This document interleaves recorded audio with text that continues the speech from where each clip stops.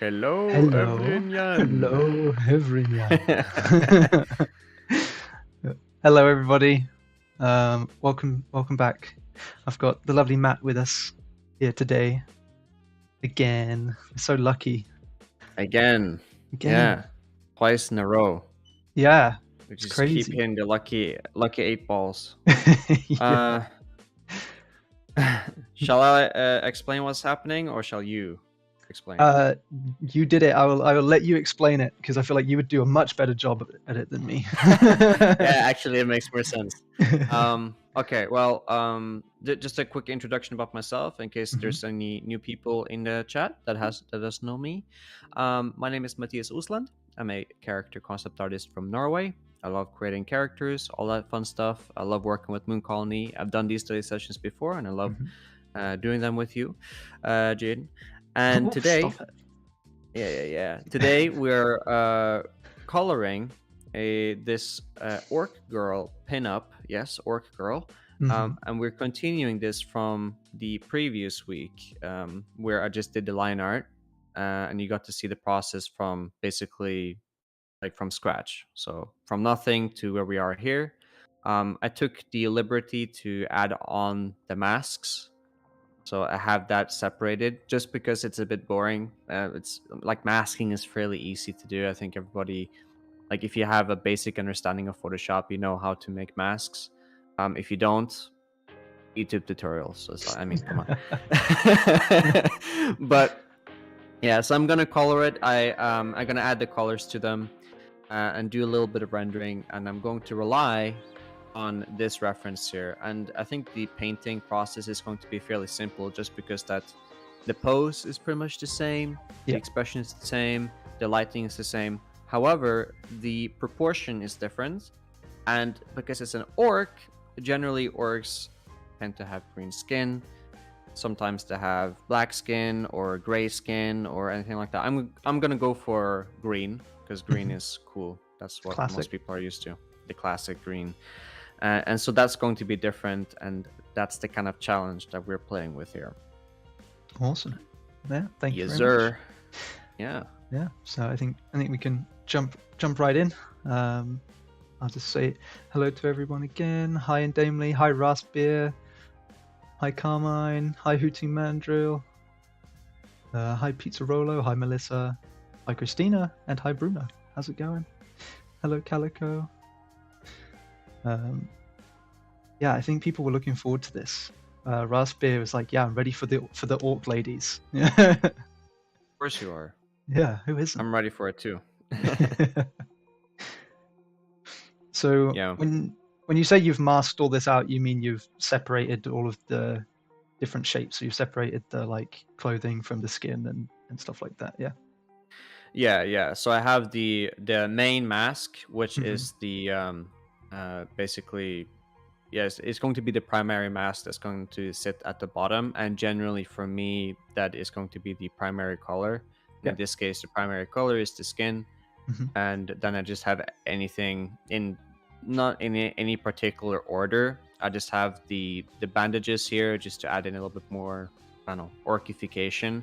I Yeah. might even, if I have time, like I can even add in some scars and stuff to imply that, there's that, traditional beauty, but Yeah. also she's an orc, so she probably does fight on the Yeah. side. It's just kind of funny.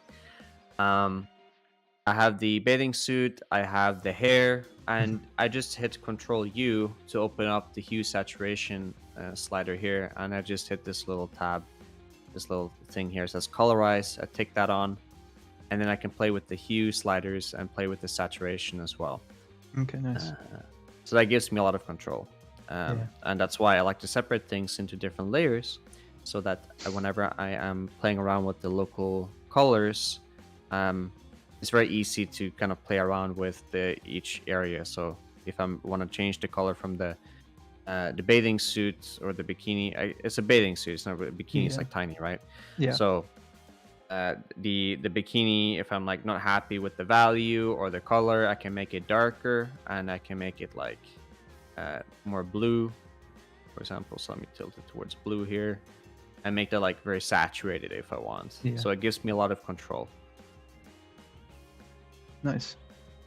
Yeah. I know we had someone, we had somebody ask last week. I can't remember who it was. They were asking about like green flesh tones. I think because we don't have like a real life reference necessarily for for what green skin would look like.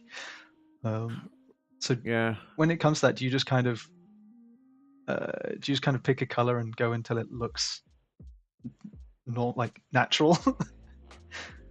So I will go into the Yeah, rendering when I start. Because what I will first do now is I'm yeah. going to add in the local color, and then I'm Okay. going to add in a bit of the shadow and to Hmm. separate the light and the shadow. And so Oh, perfect. generally, I go from like light to dark instead of Hmm. like some artists like to go from dark to light. So they Yeah, add light rather than add shadow. But I'm the yeah. type of guy that likes to add shadow. I find it a bit easier Okay. to deal with. Yeah, sure. And then once I have that set up and playing around with maybe some layer modes to add in a bit of like light fall off or that type of stuff, I will explain that too. I will then go into about how I'm thinking a bit more about flesh tones and when you're dealing with flesh tones that are not really natural. Okay. Yeah, cool. Yeah, Yes, that's fine. sir. But Hello, it's quite Robson. fun. Yeah, I bet. And Or hi, any Dan. lots of people in the chat. Yeah, it's quite a few people saying hello. So Hello, hello. yeah, for those who missed it last time, I've put the references that we got from Matt in the Discord again, so you can hop in there and take a look at the Twitch text channel on our Discord, and feel free to grab those references if you decide that you want to give this a try yourself, or look for your own references, Absolutely. as we said last time. Absolutely. You don't have to rely on our references. We are artists. We are also individual people that are, I Yeah, think, are capable of standing on our own 2 feet. It would yeah. be a bit concerning if you were not able to do that, unless you're a baby. But if you're a baby and navigating Twitch, I I'm think you're pretty impressed. smart. Yeah, yeah, I'd You be impressed. And also, if anyone has any questions while we go along, as always, but feel free to throw them in the chat. I can pass them on if Matt doesn't see them. Yeah. Yeah, Jen, you need to read the chat from me. I never read the chat. Yeah, it's okay. You've got more than enough other things to do, so it's fine. Yeah. Hello, Zupisco. We got a couple follows as well. Ooh. Thank you, Pulpo, and thank you, Rove Random, as well. Rove Random. That's cool. Yeah, Cool name. yeah. Danny said, I don't know about a baby, but my niece is barely in school and already has 1,000+ TikTok uploads. What? 1,000? What? What? What is she uploading? What is, yeah, what? Man, I don't know. I don't even know if I'd give a child that young access to TikTok, but that's just me. The internet is a She's just wild me, man. place. It is the Wild West out there. Mm-hmm. Dancing and skating. Oh, okay. 1,000? Are you 1,000+ making that number up? uploads. Ah, that's what she said. She said already has 1,000+ TikTok uploads. I don't believe that. If it's like 1,000, it's like I mean, TikTok is like a minute, right? Like maximum around that time. For the upload. I think so. I've always, because I remember it started off like Vine did, where it was like 7 seconds or something, but now I think it's gone up to a minute. Wait. Yeah, I remember Vine was like 7 seconds, but did TikTok really try to be like a hardcore Vine copy?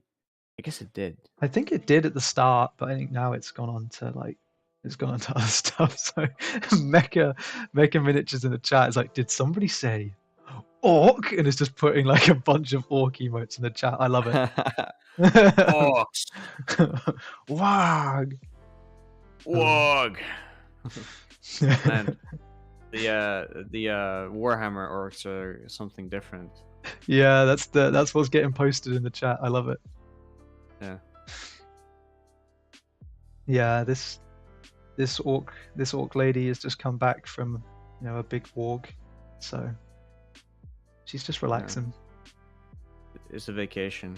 Yeah. Maybe this is work for orcs, actually, vacation, and then their true vacation is to actually go out battling. Yeah. Yeah. That sounds about right for Warhammer orcs, to be honest. Yeah.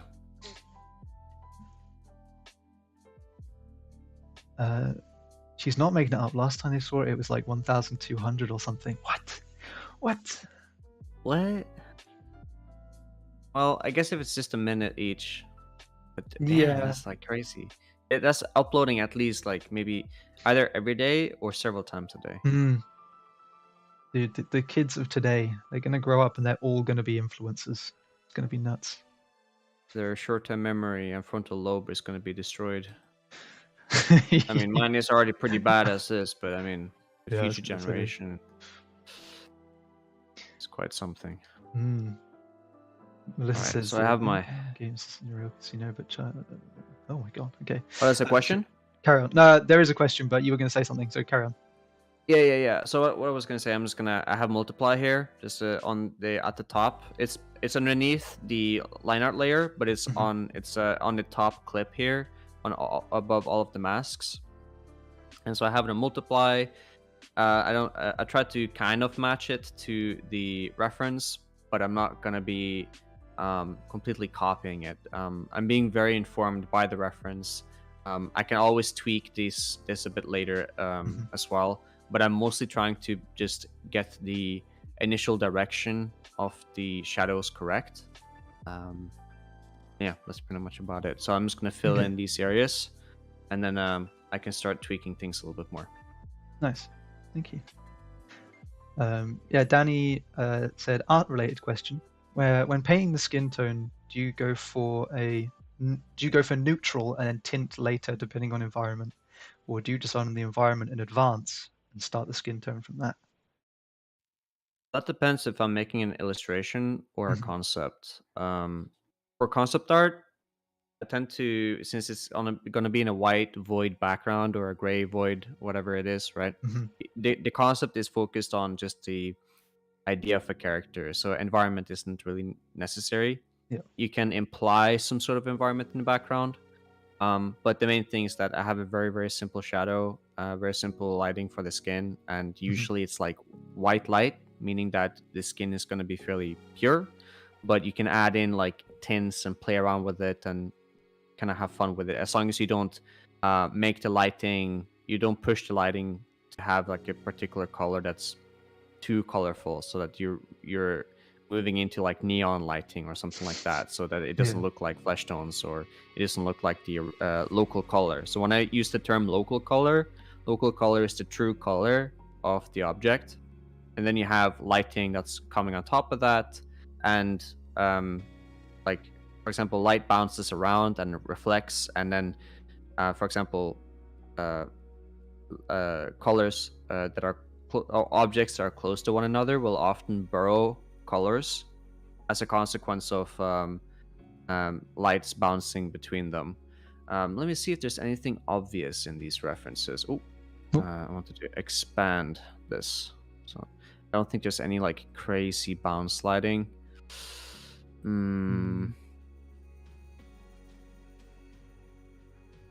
There's usually a lot of like flesh tones here. Well, I guess this one kind of makes sense, but essentially, if there's like a blue sky, and you can tell that the skin tones here on this woman here is a lot warmer than it is the skin tones here, because a lot of the light coming from the sky is being reflected and it's blue, and so it's going to cool down the color of the skin here, as opposed to where it is inside, there isn't a lot of like blue light coming in and reflecting as much, so it's going to showcase the local color of the skin a lot more, making it seem a lot warmer. Plus there's probably a lot of like warm colors in the surrounding area too, so that's something just to take into consideration. When I'm making a illustration, I do take those things into consideration, and I think more about the environment, and that's why it's important to do more color thumbnails beforehand. So to summarize, for concept art, doesn't really matter, but for illustration, you need to think more about the environment and how that's going to affect the color of your character as well. Mm. Yeah. Yeah, because it's Let not me even know if that just... answered your question, by the way. Yeah, it sounds like it did. But Danny, if it didn't, let us know, and I'm sure we can Yeah, we can develop on it some more. But we can make an arrangement. yeah, but yeah, because it's not only the light that would change the color either, right? Because I think color affects color. Mm-hmm. So yeah, of course. I mean, yeah. Because colors will bounce around. For example, there's a little bit of like bounce light. There's like the shadow in here is darker. Let me just copy and paste this in here so it's a little bit more obvious. So, for example, just a quick little explanation here.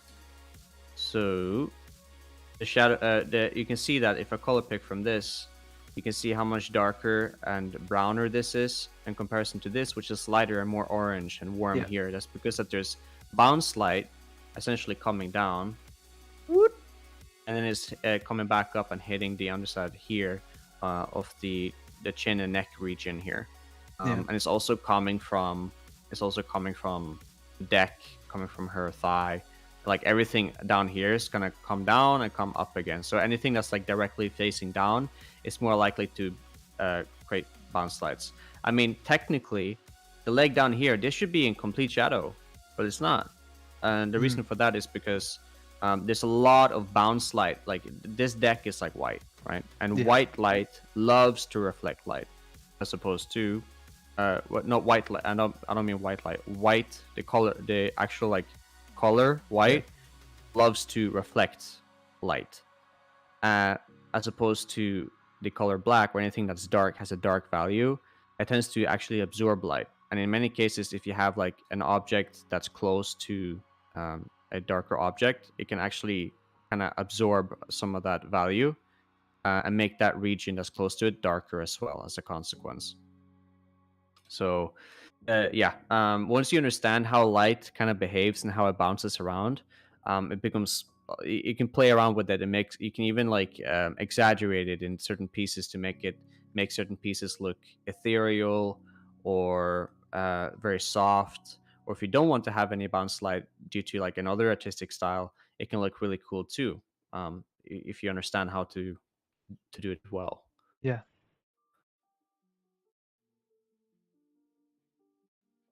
Danny actually has a follow-up question. Yeah, hit me. So if you're making a concept art and you're free to pick the skin tone, do you coordinate that with the rest of the color scheme of the design, like the clothes and the armor, etc.? Have you ever been in a situation where that's come up? Yeah, absolutely. So you can think, I mean, in fashion, they do this. They do it already. They talk about it. So you see sometimes people that talk about how clothing will complement your skin, or clothing will complement your eye color or hair color. Well, it's the same thing when you're dealing with like concepting characters and concept art too. Like you can apply the same type of theory there. You will have certain colors that will complement well with the skin. So for example, like people who have like very pale skin tend to contrast really well with darker clothing, because the skin will pop out in comparison to the clothing. I mean, I am like milk. I'm literally milk colored, okay? And I wear black clothes all the time, okay? Also because I'm Scandinavian, and Scandinavians don't like bright colors a lot of the time.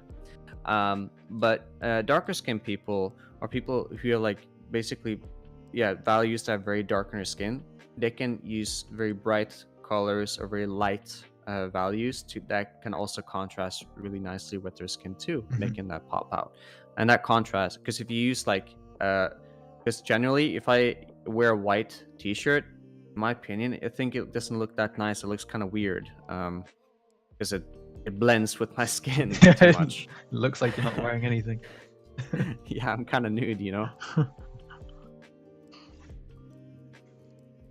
Yeah, I feel I like to wear clothes that are a little bit more on the blue side or green because it complements well with my hair because I have a bit more reddish tint to my hair. Where I'm basically, yeah, red hair, copper.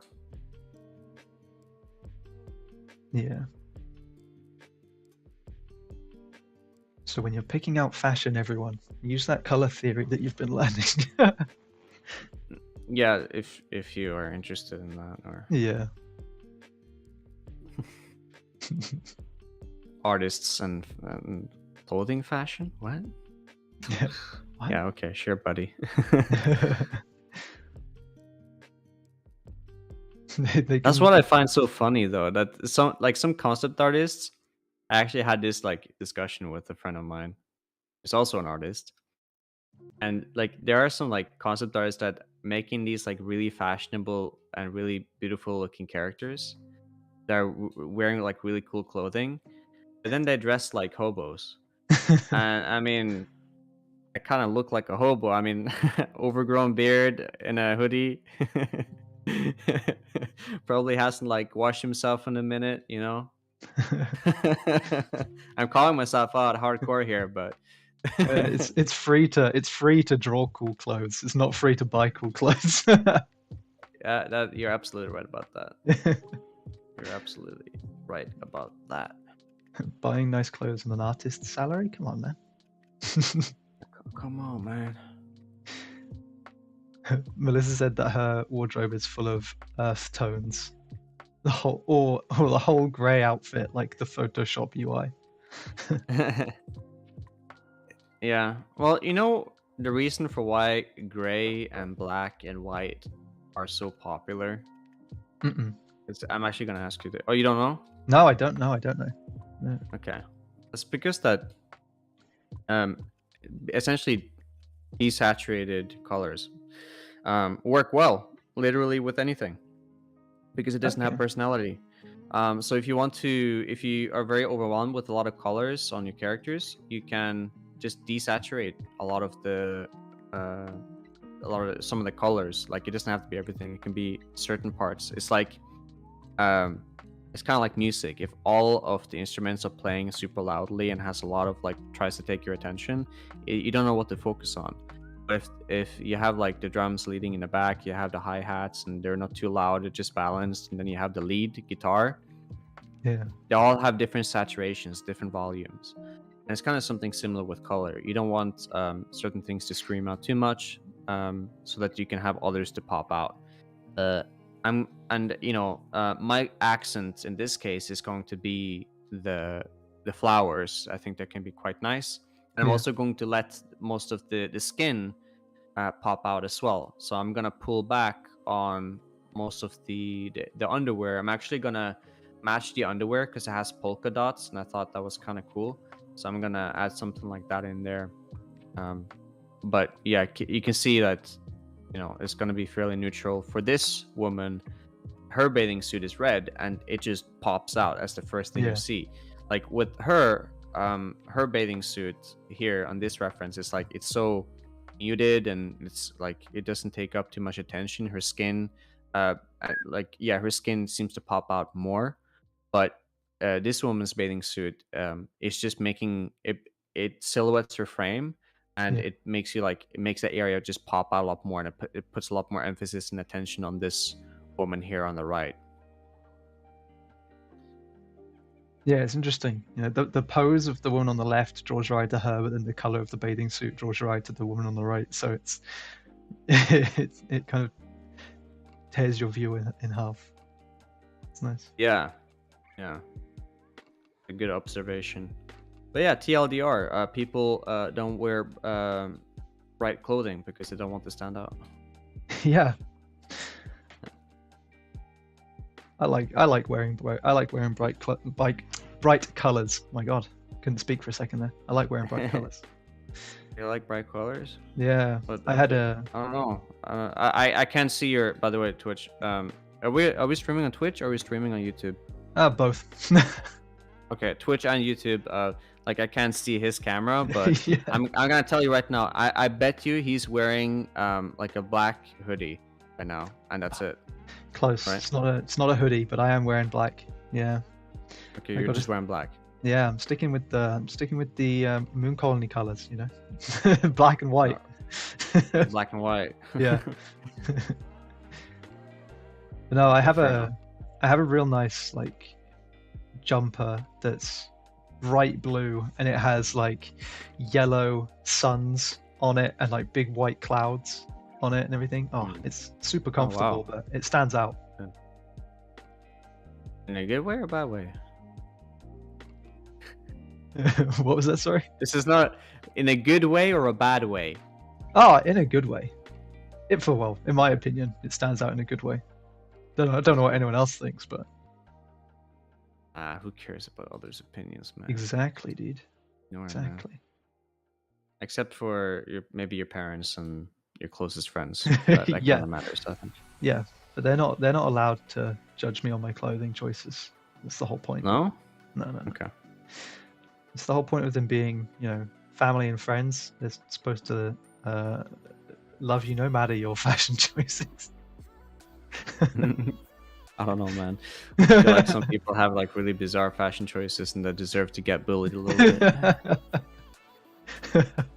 I'm not even gonna ask. I don't want to out anyone for having bad fashion choices. Or worse, out myself. Yeah.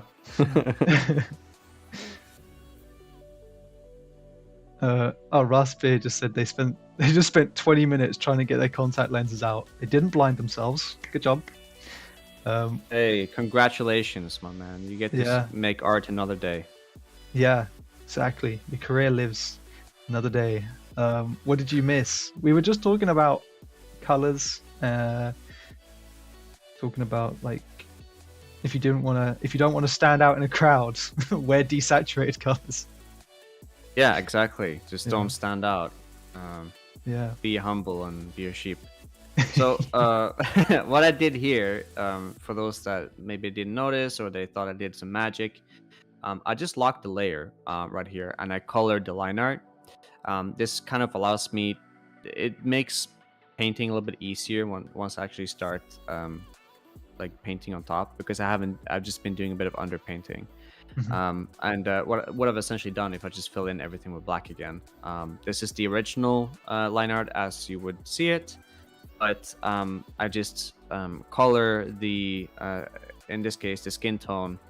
I just color pick from it, make it a darker green. Maybe I like to make it a little bit more saturated as well. I use a color slider and I use labs. I'm not going to explain labs because it can be a bit confusing for most people. Yeah. But you can just use a color picker down here. It's just as fine.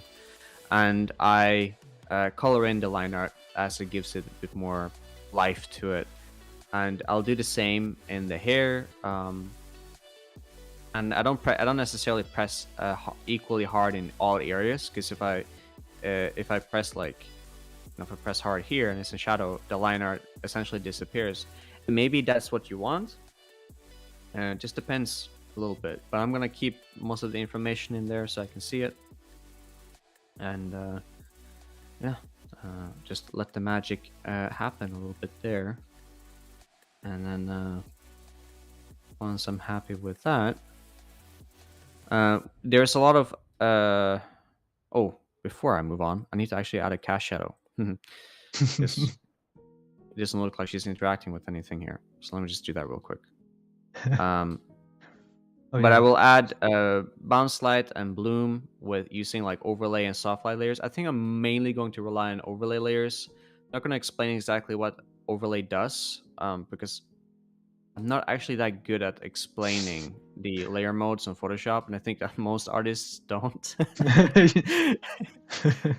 They just know what they do and what they're good at. Yeah. And I can tell you that overlay is good at, it's both good at coloring. It's really good at respecting the values underneath it, but it's really good at applying like light and shadow in ways that doesn't necessarily destroy the information beneath it. And I highly recommend playing around with the layer modes in Photoshop, because they are quite powerful. If you're a beginner and you feel overwhelmed by them, that's fine. You can you can deal with them a little bit later, because I can understand that it can be Hmm. a bit overwhelming for people.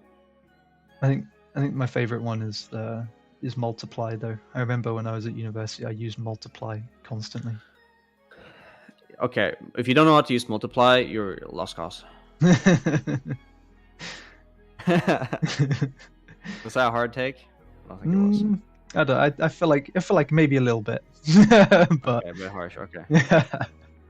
but I mean, multiply is definitely really useful, and it's fairly straightforward as well. It is very straightforward. It's a nice one. Mm. Right. Oh, Danny has actually written what overlay does in the chat. So overlay darkens a color if it's under 50% value, and lightens it if it's above 50%, and at 50% it's invisible. Mm-hmm. It will also saturate. It kind of has like, it's like a mixture of like multiply and hard light and not color layer. There's like maybe a bit of color layer and saturation mode. So it's like a little mixture. It's like it wears several. It kind of has several hats to it. Yeah. Okay. I'm pretty happy here. I think I can. Yeah. Okay. Because this will be it for like the color rough essentially. This is good enough. It's not like anything crazy, but what we can do here is that we're noticing that her upper body is darker and her lower body is like the legs here catches a lot of light. Yeah. I would say there's probably a few reasons for why. Probably because that this plane of the leg is facing the sunlight in just a way that it essentially has like it. You know when you look at glass and at a certain angle it blinds you. Yeah. You know what I mean? Because Yeah. it's so and I think has the same effect. You're seeing essentially like because her skin is so smooth, it's giving off a highlight, and it's just the right angle. There's probably a lot of bounce light happening down here, and probably some other factors that I can't probably fully explain because there's like several things happening. So this is why it's nice to use the reference, because the reference solves things for you. You just rely on it, so to speak. So what I'm going to do is that I'm going to hold down Control, left click on my mask that I have here. So that's the original mask that I have down here. Make sure that, what is this actually? Double check. Oh, this is an empty layer, so I can just delete that. Nice. Delete that one as well. Okay. So Control, left click on my mask here. I'll turn this layer into an overlay layer. This is an empty layer. And what I'll do is that I will make sure that I have my brush. I want to use a soft round brush, and I recommend spacing of 25 is fine. And I will I'm fine with having the overlay a bit on the warm side. So if I use a kind of like an orangey, like even if I use like a very gray orange, it's going to make it quite warm here, as you can probably tell.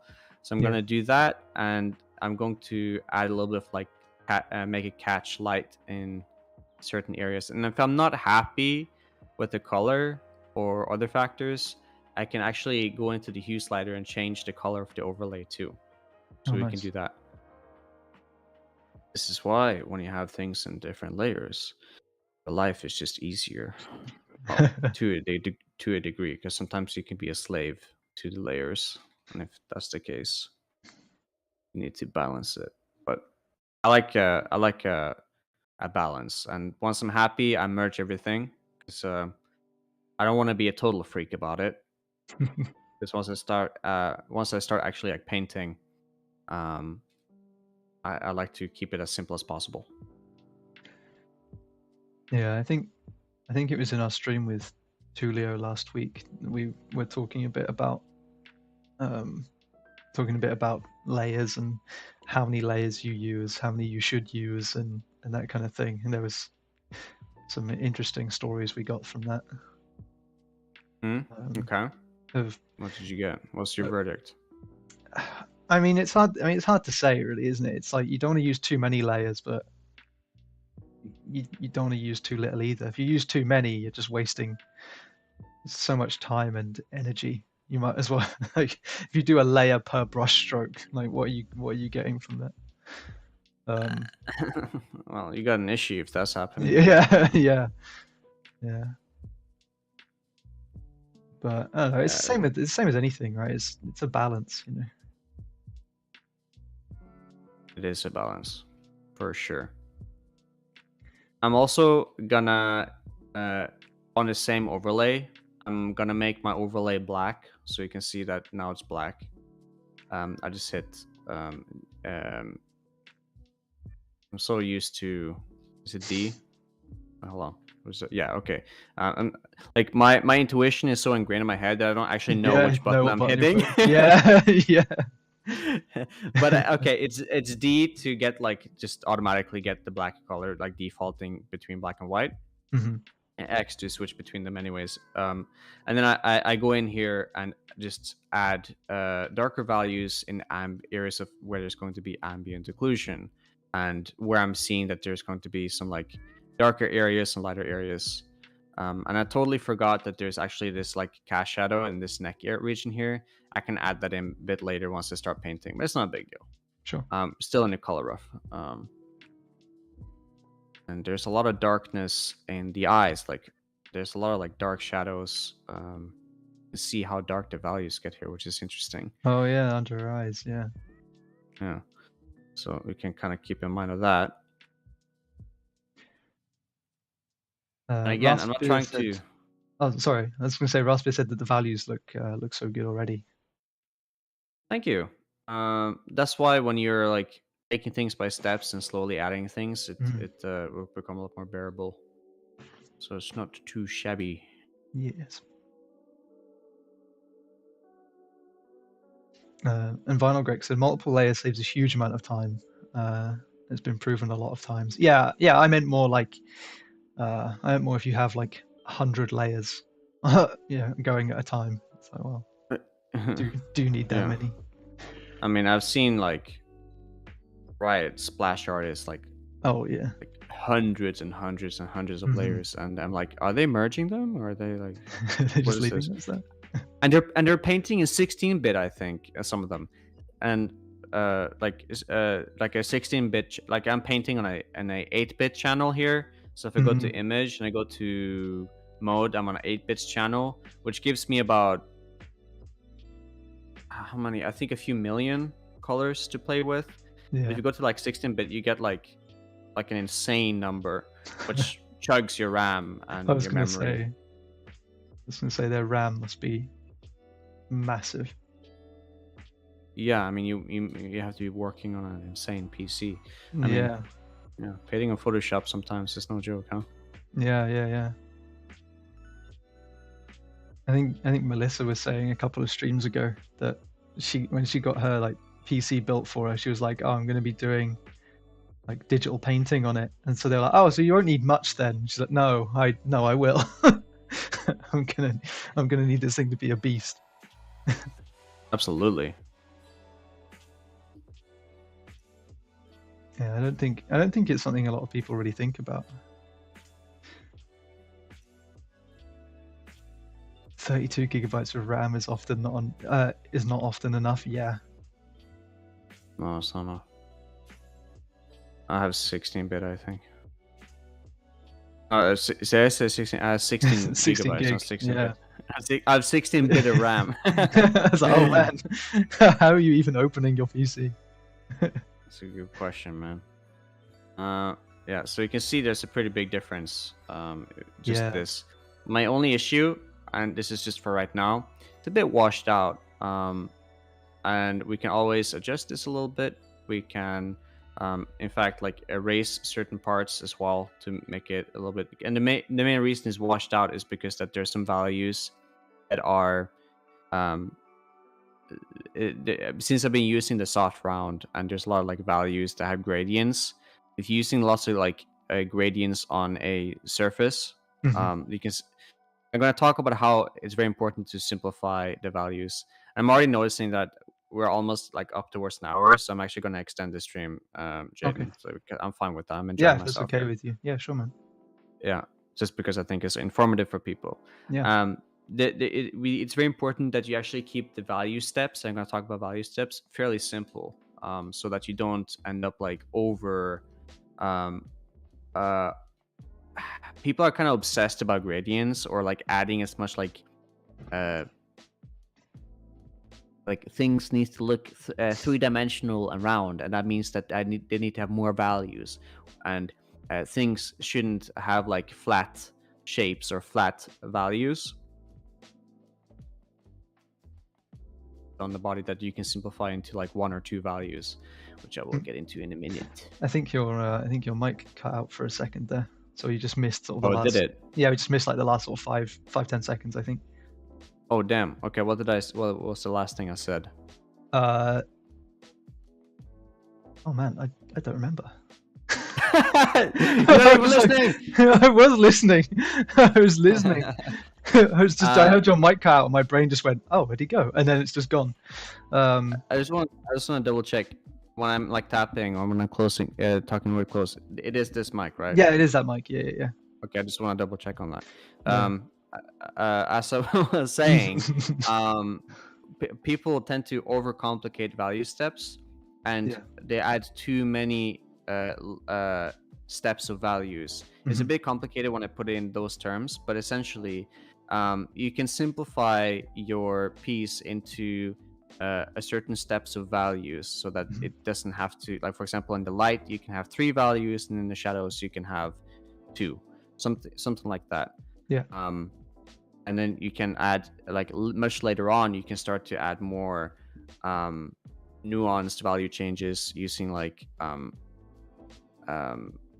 like bloom and light fall off and little bit of what's it called, halftones. That was the word I was looking Okay. for.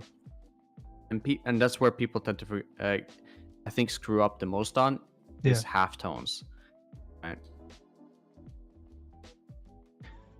Why do you think that is? It's I think that there it could be different reasons. I'd say that they're like looking at the values and then they're like they think that more blending, more adding more means it's going to be better, Yeah. but they're not properly separating the light and the shadow Hmm. because they're adding like they're making like one of the rules for like separating light and shadow is that your I sometimes screw this one up, so I have to think about this one. Your lightest dark will always be darker than your darkest light. Yeah. Does that make sense? Yeah, that makes sense. Yeah. Right. So because of that, you need to be very aware of like when you're where like if you have like a shadow, it's going to be darker than your darkest light. And if you have like value, and if the values in the light and the values in the dark are kind of similar, your piece can look very muddy very quickly. Yeah. And there are some areas that look muddy here already, but since we're in a color rough, we're just establishing a little bit of the light source and kind of getting used to that. Sure. So I'm gonna make a new mask here, and I want to actually add some overall darkness to kind of make her pop out a bit more, because I feel like everything's a bit too high key. So I think I'm gonna wash over with another overlay, gonna make everything a little bit darker. Oh, nice. Yeah. Even just that one pass over, it improved it a lot. It's magic, man. Yeah. And do the same down here. Can I get away with that? Come on, deselect. Thank you. Okay. And again, I'm doing the same thing in the shadow here. I'm like, you can see how much it does has an effect on the shadow. Yeah. And you see a bit of like blue light here. You can add in some darker Hmm. blue light here and here. Danny's actually asked if you could show before and after of that of that process.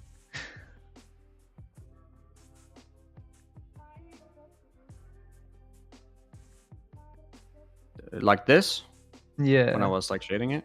Yeah. Yeah, I can see how different it looks. So this is the multiply.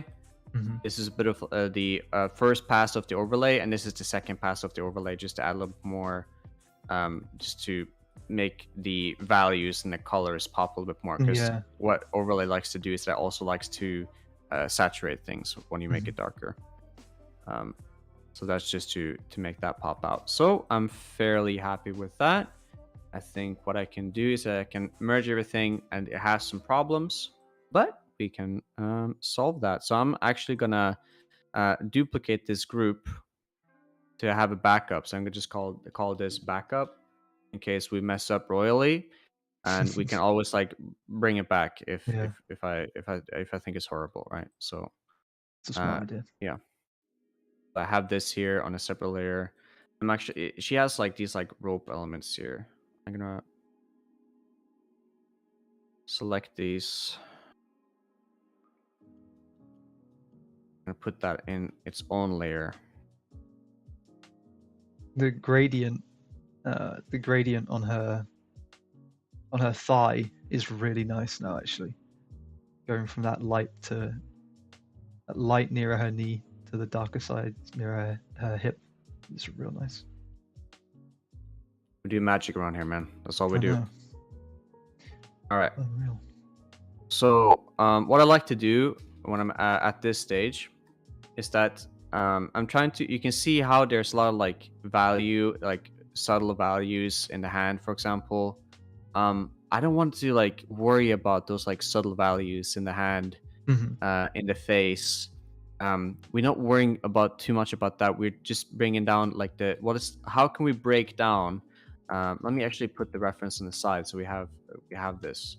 Let's flip it horizontal. Bada bing, save it real quick. So what I'm essentially looking for is I kind of want to break this into like a shape, and this is essentially like the value shape that I want to play with. So I can like simplify this into like roughly a value. Okay. So let me just do that and bring it out. So this is essentially like the value that I'm like simplifying this area. There's a lot of, yes, there is a lot of like values here that is like more complex, but once we bring out that shape, that's when we can start to like start adding in like a gradient, because gradients are quite powerful if you know how to use them correctly. It's just a matter of laying in the basic value shapes in first, and then you can start to actually add more halftones and gradients. And as I said, gradients are quite powerful, but I would worry about gradients a bit later, because gradients can really easily muffle up and make your piece look really muddy. So Yeah.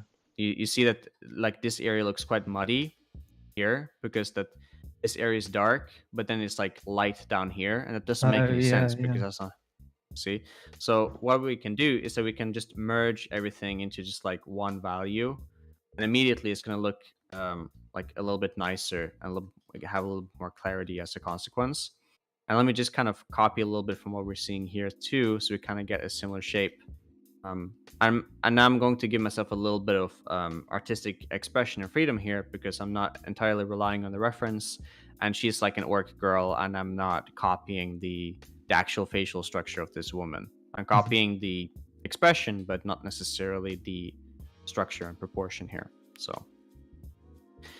there's a bit of like highlight as well, so we can make this a bit lighter, and we can make it maybe a bit warmer in the highlight. We can just test that out. Yeah. No, that doesn't look nice, so we can reel it back in a bit. Let me actually copy it, make that lighter.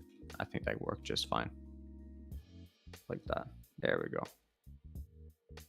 Being a little bit careful. I'm being very sensitive to the colors.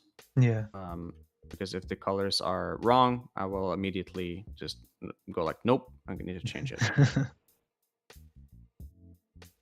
So even like I try not to blend too much, even at this stage here. I'm trying to keep it fairly straightforward. Yeah, it's nice that you can. It's nice that you can experiment with those sort of highlight colors before committing to them, though. Mm-hmm.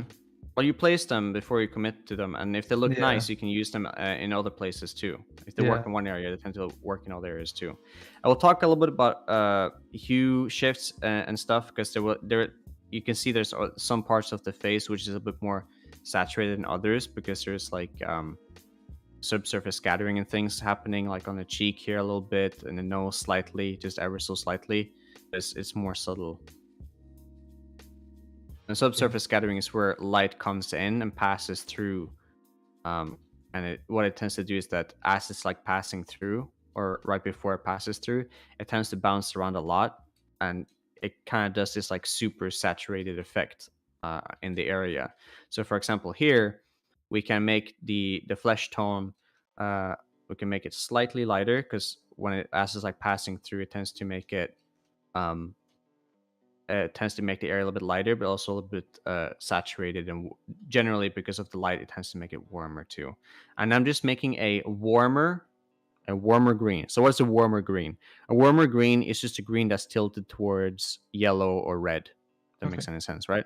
yeah, makes So a sense. cooler green would be a green that's tilting towards blue. So we're going towards like warm here because it makes more sense because of the lighting scenario. Yeah, also you'd be very confused if she was out in a bathing suit on a freezing cold day. Yeah, you're right about that. So I'm just like I'm jumping ahead here, but I'm just doing it for the sake of like explanation. Mm-hmm.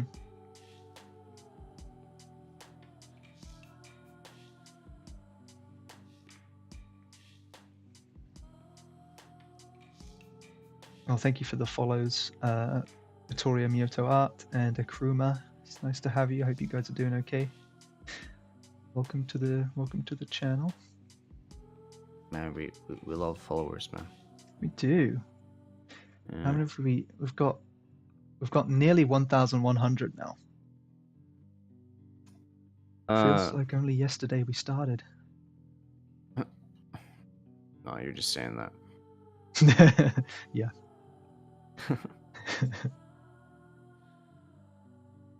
It feels like 8 months ago we started, because that's when we did start. Yeah. Okay, that 8 months ago? Oh, it was the beginning of this year. Yeah. What? That's Yeah. crazy. Yeah. When you say it like that, it does feel like it's gone quick. Yeah. So I'm not quite sure how to deal with like, you know how for example our lips gets more red Yeah. because it's like, but it's like how do I deal with the lips of an orc? You know, like it is open to interpretation because if they're, I don't know, is their flesh? Well, I guess the flesh would be. Let's assume that the flesh is red. So in this Yeah. case, I'm actually gonna make it like maybe have like a darker pigment and maybe a bit warmer. Maybe I think I can get away with that. Melissa said some warmth from the blood underneath. Yeah. I've kind of seen it go both ways though. Uh I've seen it where orcs have a darker skin tone and their lips are lighter, but I've also seen that they have a lighter skin tone and the lips are darker, so it's a difficult one. Danny said, yes, it's such a struggle when you have to combine two opposing colors. How do you deal with that? The lips could be a neutral brown. Yeah, I don't want it to be too distracting where it's too dark, where it's Mm, like, as you can see how it's not the lips, her lips isn't actually that dark in comparison to her skin color. And yeah. I think I don't want it to stand out too much because I want to give the orc a bit of natural beauty by Yes. not putting too much makeup on her. And I don't think Maybe lip gloss, but not lipstick. Yeah. Lips should always be darker unless you want to look like a 2000s pop star. Absolutely. Yeah, you're right about that. You are right about that.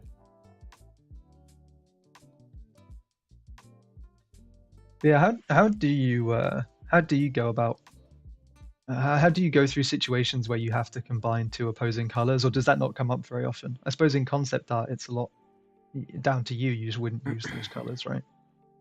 What do you mean by two opposing colors? What does that Like mean? like you mentioned, the green skin. You wouldn't give them red lips, for example, because it just doesn't make any sense, and it wouldn't look very nice either. Well, so opposing colors are, is just another word for complementary colors in this context. Well, yeah, I suppose so. And complementary colors creates contrast. Mm, If you have a lot of contrast, it puts a lot of attention in that area in a way that can be positive or negative based on the context and the story that you're trying to tell. mhm. I think that if I gave her like very red lips, it would give the wrong idea Yeah, that she's either wearing lipstick or it's very distracting because it's, well, her lips, it's too much of a change from the yeah, natural skin color. Does that make sense? yeah. So if I am working with like yeah, I mean, again, it creates contrast. It can be Mhm. contrast in a good way or in a bad way. That's all I can say. Yeah. Yeah, so if I'm dealing with like complementary colors or contrasting colors that are very distracting, I probably have to make some changes there by either making the one of the opposing colors like much more desaturated, or make it more harmonic with the color that it's working with, depending on Mhm. like which one. In this case, the lips can be much more harmonious with the rest of her skin color. Yeah. Danny said, for example, how would you treat a green base tone lit up by a red light? Which I guess is the similar kind of question. So, Lit up by like almost like neon, because what actually happens, colors behave really weirdly. Like certain mhm. colors behave really weirdly with certain other colors. So for example, what I just noticed, by the way, looking at the reference, is that her I should have pointed this out earlier, but her shadows are cool, and her everything in the shadow is cool, and everything in the light is warm. So I think I actually forgot to mention that. So I need to take that into consideration, and I actually forgot to even notice that myself. So I was like wondering, there was something that's bothering me about this piece. What is it? What is it? Oh, it's the shadows. That's cool. So I need to change that in a Yeah. bit. But to answer the question, in that lighting scenario, the green would look gray, I think, or just Okay. black almost. Like, yeah, because of the if you there is probably examples online of like a red ball being lit in a blue room, and a blue ball being lit in a red room, and they don't look like those colors at all when you put them in those rooms. Yeah. They don't look like the blue ball in the red room doesn't look blue. It looks like something else. It doesn't look blue. It looks kind of bizarre. I'm not entirely sure what it turns into, to be honest. Yeah. I think. So that's where reference will be useful. Yeah. Oh, here we go. In a pure blue room with a pure red light, all the walls and the ceiling, the floors, etc., would appear black. And Yeah, the opposite direction as well, obviously. I'm being validated right now. You are. You really are. Yeah. Let me just make the neck here darker, and let me actually, because her skin now feels in the light feels cool, and the shadows feels warm, but in the reference it's the opposite. It's So all the I'm way gonna around. change that. Yeah. I'm gonna change that. I'm actually gonna make a clipping mask. Actually, let's make a backup and we can compare it because it's fun. We like comparing around here. Yeah. We'll have a nice before and after. Do like it before and after. Actually, like, let me go to hue. Actually, no. This one needs to go to hue, not my brush.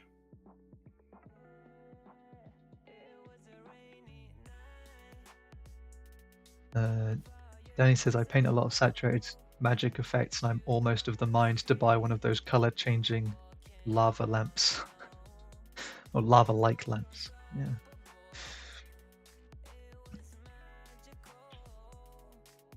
I'm gonna Yeah, use I soft suppose light that's instead. nice. It's gonna be better.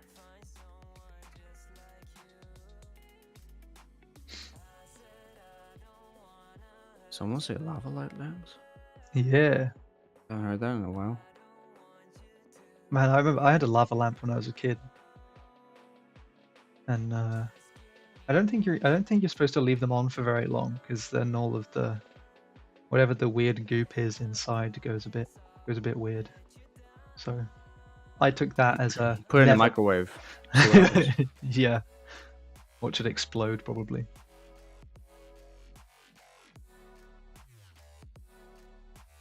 Yeah. That's probably what happens. I just wanted to point out that Yeah. because of the sky, it's going to make the shadows even cooler just because her skin is green, and because green is cooler than, well, orange or Yeah. red, because her shadows look really warm in comparison to her shadows, but we need to take into consideration that her green is going to be cooler, and it's going to look even cooler because, you know, if you know that the shadows here is cool and the light here is warm, then her skin is gonna look a bit warm, and then her shadows gonna look even cooler. Not cool as in like cool kids, but cool as in like cold. Yeah. Yeah.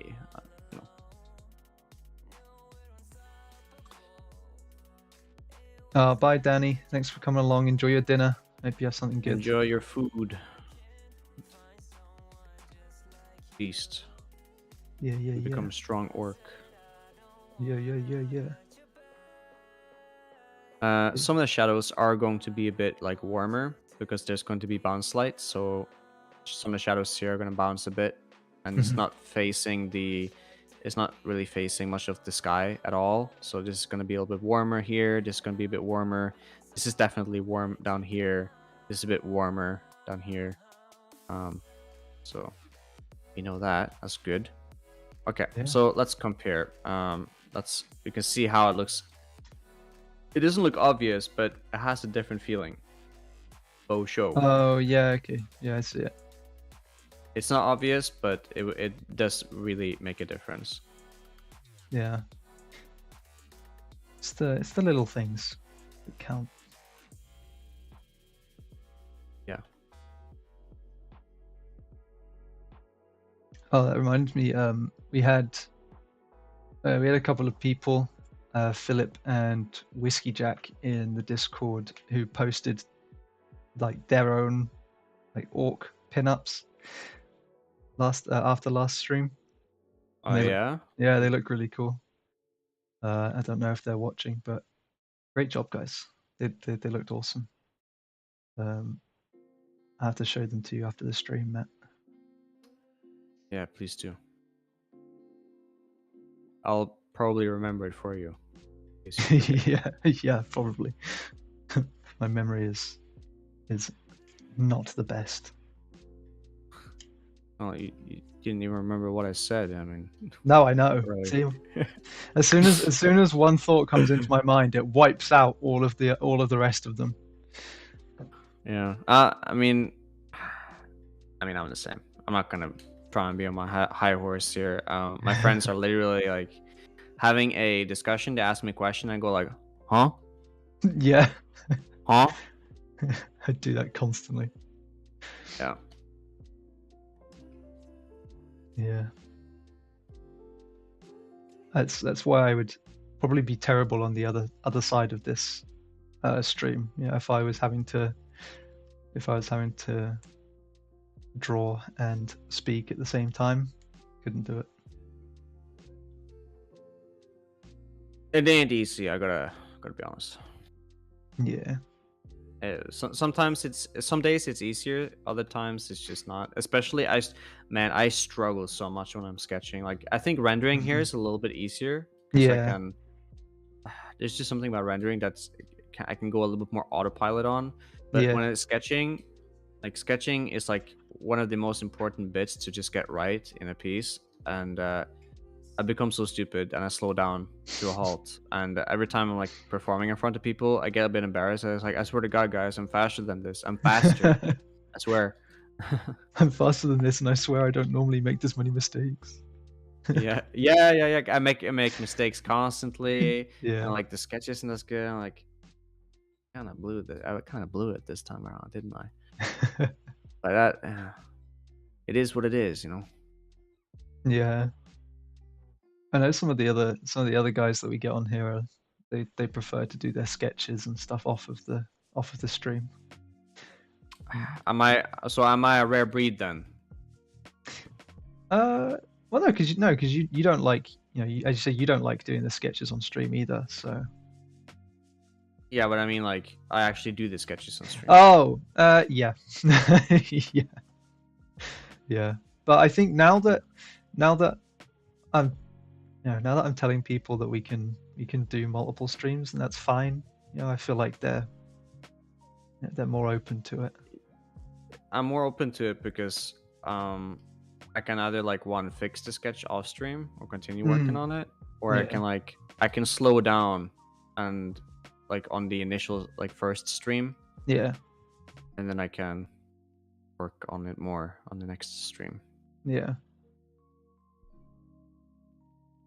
Blue Topi said the people who can sketch/concept and talk at the same time have a superpower. There is no other explanation. Yeah.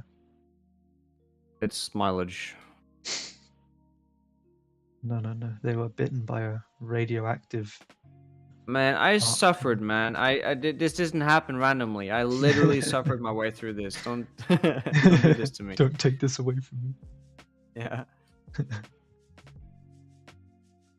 Yeah, it's like those memes where it's like, oh man, I wish I had, I wish I could be as good of an artist as you. And it's like, okay, take the pen and do it. It's like, no, I don't have the talent. I wasn't born with it. It's like, no, just pick up the pen and just do it. Yeah, that's true. 10 times hard work beats talent 10 times. Yeah. Out of Yeah. 10. Yeah, Okay. for sure. So for people don't know, might or might not notice it, but the values like here are going to be the same as like the nostrils here, and we probably don't need to make any changes. And I'm going to use the same sort of values in certain areas because they're going to work just fine. Like you can use the same values up here probably down here just fine, I think. Mhm. And it's going to look quite natural. I can merge this into just one value because there's way too much like muddiness and messiness down here, and we can use this like light to kind of describe a fold here, and then we can add ambient occlusion and more like detailed stuff in a bit. But this is what I'm talking about by simplifying it into like value steps. Yeah. So this is 1, 2, 3. So this is like one value step, this is a half step in between, and this is like another step. There's 1, 2, 3 in the bra right there. Yeah. And I kind of think of it like that in certain areas and try not to overcomplicate it. And then as you're like getting a little bit more comfortable, you can then begin to include once you start to blend things, the gradients between them, the steps won't be as obvious anymore. But it's just if your values look fine from afar, because they should, then you kind of know that you're on the right track, and that's when you can start to blend. I don't zoom out. I don't know. I haven't noticed. Have I been zooming in and out a lot in this stream, or? Because I don't think I have. No, not really. So since I'm quite comfortable and I understand my like where I'm gonna go right and where I'm gonna go wrong. Like I made some mistakes earlier, and then I made amendments based off of that because you know, I stop and I analyze sometimes. Hmm. You know, guys, don't forget to analyze your pieces. Don't just like work on it and just expect magic to happen or whatever. You know, you need Yeah. to stop, analyze, and see what's wrong. And if you do see something wrong, don't panic because like it's good that you see that there's something wrong. That's why we analyze. And then Yeah, we for can sure. fix it. Yeah.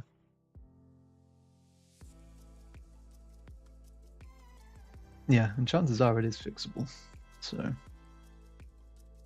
Yeah, um, and if you can't fix it today, you can fix it when you get a little bit smarter another day. mhm. Yeah. Once that brain has grown. Blue to P said, what sort of things do you usually check while analyzing your steps? You have a Uh, checklist.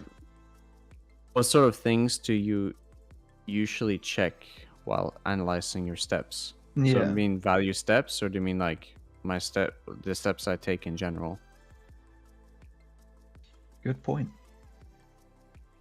Because I've been saying value steps, and I just want to make Oh, sure that yeah. we're on the same page.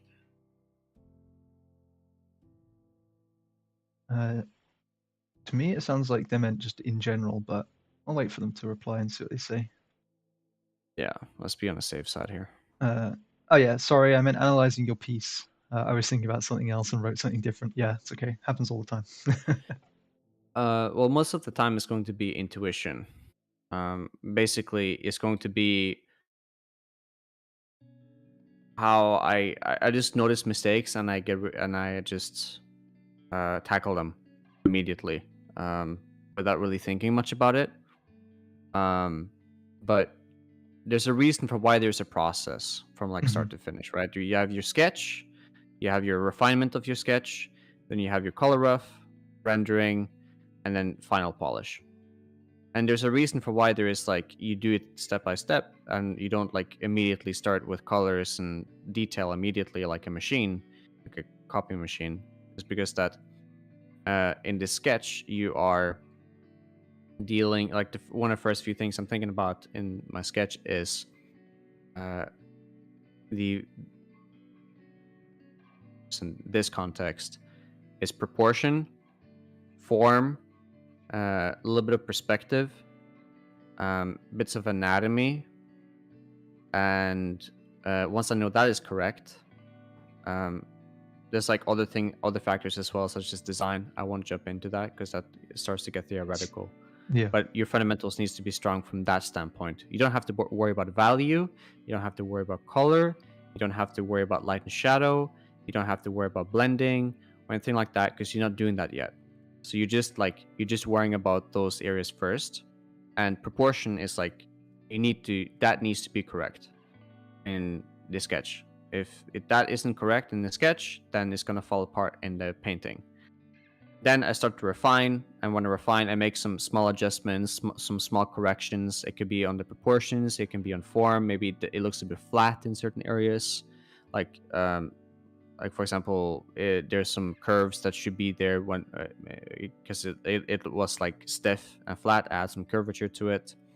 I make sure that the line art is a bit nicer and cleaner, more visible. I can see the details. Mhm. Then I add in the color rough and making sure that the colors kind of work together somewhat harmoniously and that the lighting kind of makes sense. And then I start rendering, which is kind of what I'm doing here. And even in the rendering stage, I'm still making changes to it. I'm still fixing things. I'm still noticing like, oh, I forgot like, oh, of course the lighting was I need to make sure that the lighting is like it's warmer in the light and a little bit cooler in the shadow. Let's just make that change. Um yeah. So just those things that you start to notice over time. So it's completely okay to make changes as well while you are rendering. Um, I don't usually have like a checklist, but based on my intuition and uh, working on my art over time, I start to my critical eye is much more developed, and I just start to notice that things are wrong. If there are things I'm particular that I know that I need to work on, so let's say that I need to work on my lighting, like everything else is, I'm fairly okay with it, but I know that I'm weak at lighting. Yeah. I will be much more aware and critical about that, and just actually think a lot more. Like, okay, let's compare a lot more to the reference. Are we making sure that we are that the value steps make sense and that I'm not making it too muddy? I'm not making sure that the lights and the darks are properly separated. Things like that, right? And then since you are much more aware of those things and you're being a lot more keen, your senses become sharpened, and eventually Yeah. those things will become a little more second nature to you, and you don't have to be as like stressed out or as like um, suppose tired out when you start working, because it's like you're riding a bicycle. The first time you do it, you fall over. Second time you do it, you fall over again. Third time, you get a little bit better, you still fall over, and then after the 20th time, you can cycle. It's still not quite as comfortable. After the 100th time, it comes natural, and you just Yeah. know how to keep your balance. So it's kind of like that, but you still make mistakes. You still fall over sometimes. Like even professional cyclists do that. Yeah. I like to make analogies. I think they're nice. You know, analogies, you can break a pretty complicated answer down into something fairly straightforward. Yeah. But yeah, Blue to P said, thanks for the detailed answer. You're welcome. I love detailed answers, man. I just go on and on. That can be it's a double-edged sword, honestly.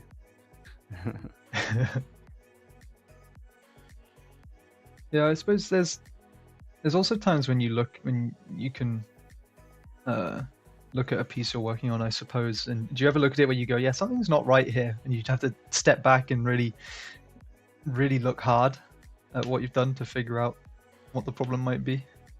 Because I've definitely done that before on projects I've worked on. I've just gone, something just doesn't feel right, but I can't quite put my finger on what.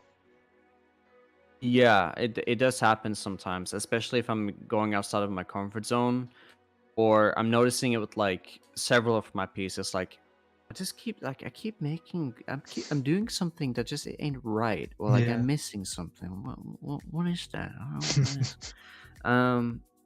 And that's when I will probably stop and either like look at the piece and analyze, and I will compare it to like other people I'm inspired by Hmm. to see like, okay, these are people that I really like. What are they doing that I am not doing? Let's take a look here. Oh, the anatomy is not. Yeah, yeah. Oh, they do a lot more asymmetry than I tend to do. My pieces are very symmetrical. Let's change Yeah. that, for example. Or they're a lot more loose with their line art. My line art is very stiff. Okay, let's play around with it and test it and make see if our hypothesis is like true Yeah. to a degree. And then we try out, maybe the first piece is like it was okay, but let's try a second time and a third time, and then now you have like a few test subjects, and you can kind of compare to your older work and see like, yeah, it is actually much better. Yeah. Okay, let's keep that then. Yeah. So yeah, so in those situations, you kind of just experiment and do some research and play around with a few different ideas. And Yeah, I learn pretty fast these days because I'm so used to these things. yeah. Like it comes a lot more natural to me. So um it's pretty easy for me to just apply something and just Yeah. bam, it looks really good. And I surround myself with other professionals. That's the benefit of being a professional yourself, is that if you're surrounded by other professionals, they will just give you like honest feedback. And some of them are brutal about it, which is really nice because they're not gonna beat around the bush. Yeah. And then you try it out. Sometimes it can be lonely Hmm. for a professional because you're such an expert in one field that um, other people can't really help you. That's like Yeah. another issue that I've kind of come across. Like, there's not a lot of other people that can help me with certain things. Hmm. They can give me like subjective feedback, but that's very different from objective critical feedback. Yeah. Um, I think a big problem with students or beginner people is that they will ask for general feedback. I don't think it's good. It opens you up to subjectivity, Hmm. um, and you can have like a situation if you ask any person with any skill level for feedback, you will have a too many cooks moment Oh where yeah. you know what I mean. Hmm. Where you get piled on a bit and you will have different opinions with different tastes, and depending on like your goal that you have with your art, maybe you have a particular style that you're looking towards, uh, it might not actually benefit you, and can actually people can genuinely give you bad advice too.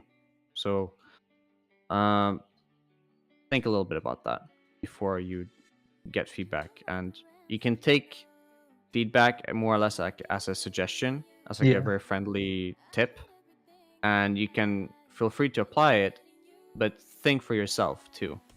When you apply it, be honest with yourself, be objective, and look at it and say, is it better? Does it look good? Hmm. And then you can make that conclusion yourself based on your journey.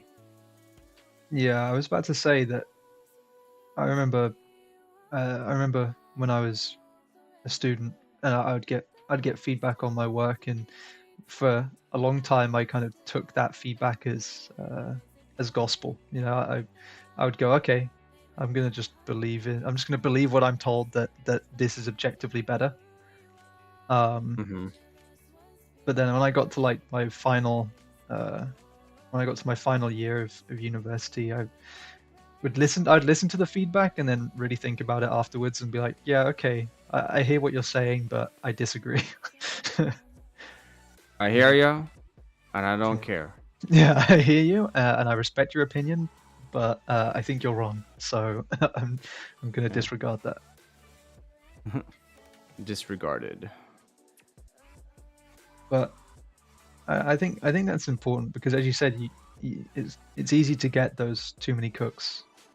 Yeah. If you listen to everybody, then it's not really your uh, it's not really your piece anymore, right? Yeah, that could be a problem. So, um, yeah, when you go on Discord servers and ask for feedback, ask for specific feedback. Ask Hmm. for feedback on like if you struggle with anatomy, generally speaking, ask for that. Yeah. Or if you struggle with proportions, ask for that.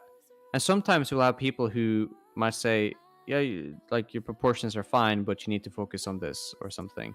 And be Hmm. very keen on like when they tackle on that, because if it's just an intermediate artist or a beginner artist that gives you feedback, be critical of it. But if it's a professional, they can probably notice that maybe you're focusing on the wrong thing. Like, for example, a pet peeve that I have with people is that they focus on anatomy too early.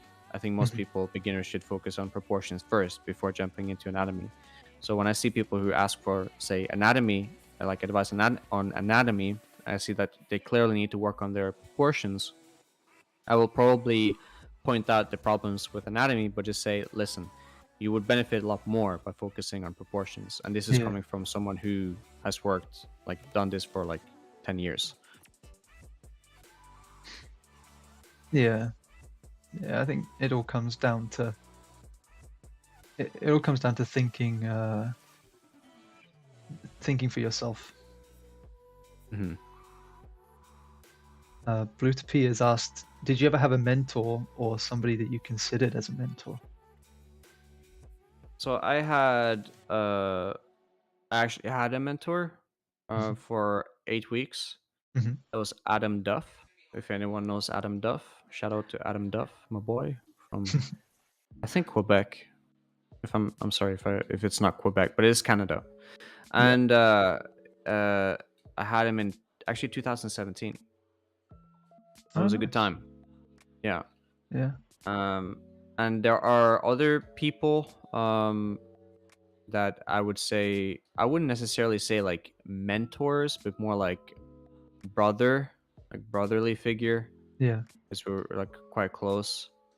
I probably won't mention them just for the sake of privacy, Yeah, of but course. Yeah.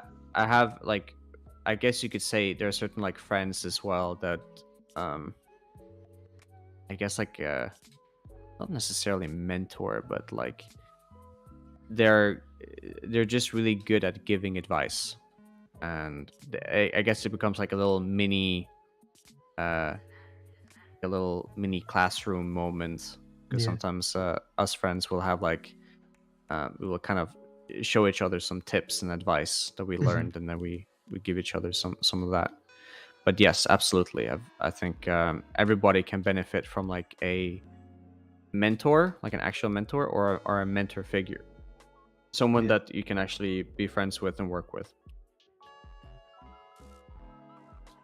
Yeah, I think something that's nice about those kind of mentorships or those mentor-esque relationships that you can have with people is that you know that you're going to them for feedback, and they know that, so they're not gonna have that what am I trying to say? They're not gonna have that pressure of, oh, if I say this to them, are they gonna feel bad? They don't have that emotional pressure of thinking you're gonna feel bad from the feedback they're gonna give you.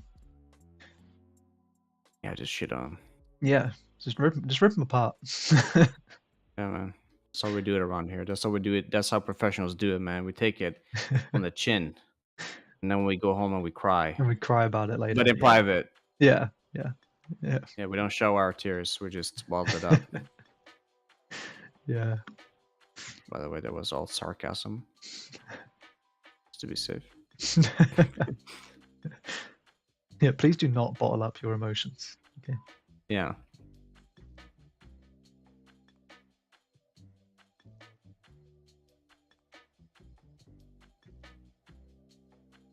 Oh, we got a few more followers. Thank you, everyone. Hey, would you like them followers, man? We Keep them do. coming. DVN the creative. Am I Roxid? Am I Rox ID? Raric 3.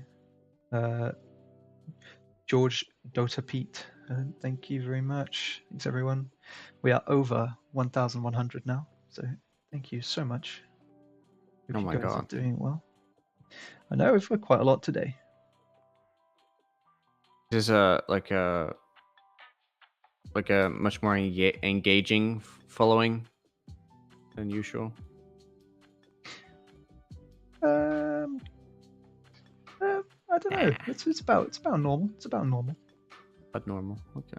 Yeah, yeah, yeah.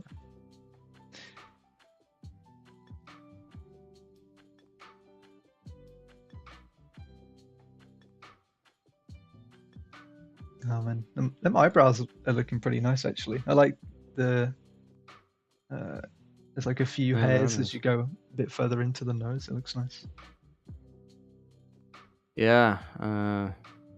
Because it's not actually that detailed, but No, but I'm just it's implying the detail. yeah. Sometimes that's enough. Yeah, you don't. Who's gonna be looking up that close? I'm being very particular about the eyes, because there's actually like there isn't a lot of the eyes are very simple, and because Hmm. of that, if I'm making like a weird stroke or something, it can look very weird. So I'm being very particular about it. I'm actually heavily relying on the reference, but I'm thinking that maybe the reference is holding me back a little bit here. But Hmm. listen, I'm painting and talking at the same time. Leave me alone. Okay. Man's doing his I'm best. overworking the face now, so let's actually move on from that, just in Mhm. case. I'm happy with it for now. We can always go back to it later. So let me Yeah. actually move on to the arm down here, because I think the arm is starving. It's starving, man. Starving artist. Armtist. Simon Papayart. How to words. How to words indeed. Yeah, what? Man. I have no idea. I don't do words. I just art. I visualize. You know, I have this like I don't know if it's like a problem, but sometimes I used to tell my parents like, "Oh, I have this like cool project, and I have this like beautiful idea," and my parents like the stuff I make, Yeah. but I tell them my project, and I just think it sounds so stupid when I say it out loud because like I can't explain it very well from Yeah. a descriptive point of view. But when I Yeah. paint it, it's just so epic. And there's been cases like that where some people have told me like, "Your projects just sound stupid, man. It's kind of cringe." It's like, yeah, it probably But it will is. And look then I cool. actually draw it, and then it is actually awesome. And then I Yeah, take back everything that they said. man. Well, yeah, I mean that final point is the important bit. You'd think after a while they'd learn that even though your ideas might sound stupid, they look cool, And so it doesn't listen, matter. I get clients that give me the craziest briefs or the silliest, goofiest briefs that you'll ever read. And I make it cool. Okay. That's my Yeah, job. that sounds fun though. Like having crazy briefs sounds like a good time. Can be, unless the client has really bad taste. Well, yeah, yeah, Then it's no longer fun. yeah. That's a good point. No, I remember when I was at school, I would have I'd have really good ideas in my head of like stories that I wanted to write or something like that. And I remember there was an assignment I had to do. This was way back when I was in like primary school, so I was only I was like less than 10 years old. But my Hmm. teacher was like, "Yeah, these are really cool ideas, but you're just not very good at getting them down on paper." And I'm like, "Yeah, I know, thanks." Yeah. So I had the good ideas, just not the words to get them down. Oh, there you go. So mine's like the opposite problem of yours, I suppose. People thought they were cool, but then as soon as I wrote them down, it was like, this is terrible. Horrible, man. Horrible. Yeah. Yeah, I don't know. I think a lot of stories are generally like that. Hmm. But when it comes from the soul, that's when you know it's good. Oof. Yeah, I mean, if you bring in souls into it, yeah. I don't know what it is, but I think that people can sense if you're putting your soul and effort into something. Like you put a lot of effort into the Hmm. work and you're pouring your heart and soul into it. Maybe Yeah, even if the piece isn't that good from a technical standpoint, I think people can tell, that like, yeah. damn, like maybe your intuition picks up on it or your Hmm. subconscious picks up on it. It's like, damn, this person, like they weren't screwing around here. They were like really going for it. Yeah, yeah. Passion really, I think passion really does shine through, especially in creative forms at least. Oh yeah. Oh, show. Uh, Simon Simon Pape, best job, but when my friends ask me, I'm like, well, I paint dragons for a living, I guess. Yeah. Yeah, I but think a lot of people would envy that. I was gonna say, I know so many people that if I told them that I painted dragons for a living, they'd be like, "What? No way! That's not a real job. They'll That's be not like a real hating on job." you. That's Yeah, not a real job. They'll start coping right in front of you. They start seething. Start like yeah, foaming at foam the starts mouth. forming. Yeah. Ah, like because they know that they're like waking up to a 9 to 5, and and you're just having fun drawing. Like even if yourself you're doing a 9 to 5, you go home and you draw, and you make Hmm. awesome shit, and then they're just like mad because you're just making awesome shit. Yeah, You dude. know. Just the copium. Yeah. Worldview shattered. Yeah, exactly. Melissa said, "Do you know how many times they've tried to offer offer finding me a real job?" friends of my mother and the family. Yeah. Have you ever considered engineering? I think my dad tries to hire me like at least once a month.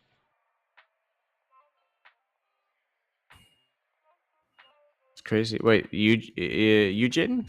Yeah, yeah. What? But you have a job. What do you mean? Yeah, I know. My dad's just like, why don't you come and work for me? I'm like, no, it's fine. I'm good, thank you. I mean, you can bond with your father. Maybe you can do a bit of that. I It's not could. my business. Yeah, I could do that. I can also do that without working for him, so it's fine. Yeah, Though that's I true. probably, I would inherit the business. So who knows? Maybe. Maybe. Do you though? Do you though?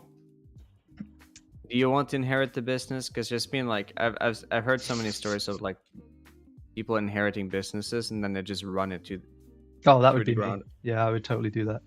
I'm under no, I'm under no illusions that I would definitely ruin it. Because I'm just thinking like unless you're like actually passionate about the business. Because I'm just thinking that let's say that you didn't. I'm not saying that you wouldn't be doing a good job running a business, Jaden. I think you'd be a fantastic business owner and Thanks, man. CEO. Yeah, thanks, man. But but I think that if let's say you inherited your father, like your father put his soul into the job, and if you don't put the soul equally into it, will you really be as good as your father? Oh, hell no. Damn, that's tough, right? Yeah. Yeah, it is difficult. And like, I don't know much. I don't know enough about running a business to really do it anyway. You know, let alone in the industry that he's in. I know nothing. So You know nothing. I know nothing. My father doesn't know anything about my industry either, so that makes us. Yep. That makes two of us. Yeah. Raspi said it. I told my grandma about my aspired profession as a concept artist. Long story short, she now expects me to win an Oscar. I think she misunderstood something there. Did you say something about working in movies and stuff? Because Yeah. that's that's your trap right there. I want to do concept art for movies. You want to be in movies? No, grandma, no. Can you even win? No, you can't win an Oscar as an artist. Maybe you No. could. Maybe in a certain future. There's got to be Emmy? like. I actually don't know. Yeah, I don't think. I don't Win think create. people's I don't think hearts. create. That's what you'll do. Yeah, exactly. It won't pay the bills, but you'll win their hearts. Okay, let me add some texture. I have a texture brush. Oh, this is my time to actually add some hue variation in the skin. Let me do that. Ooh, nice. I like this brush for it because it is like you can see. I don't know what this effect is. I forgot. Scratchy. I forgot where I picked this brush up from. Let me just think. I picked it up from somewhere. I think it might be one of Greg Rutofsky's free brush packs on ArtStation. Oh, nice. Okay. But I'm a little bit unsure about that. So, nice but this specific one right here is quite common. I think because all of my brushes I haven't paid for a single one. So, either they've been given to me from friends, from work, or from like I've downloaded it from like free sources. So just to keep you guys in the loop about that. Before I do anything though, her eyes are actually a bit weird. I'm gonna bring this one maybe a bit down. Oh yeah, I didn't even pick up on that. I pick up on stuff all the time, man. It's like you're a professional or something. Yeah, would you believe it? I don't know. Maybe I should be paid for this or something. Yeah, maybe. And maybe that's wishful thinking. Anyways, I'm gonna add some, maybe, let me see. Can I add some like warmth, some hue warmth here? I thought you said worms for a second, and I was like, what? Uh, no, no. Let's see here. There's a lot of lighting going on, but let me add some. These are gonna be like super subtle, like super subtle. You won't even notice it when you see it, but you're gonna feel it.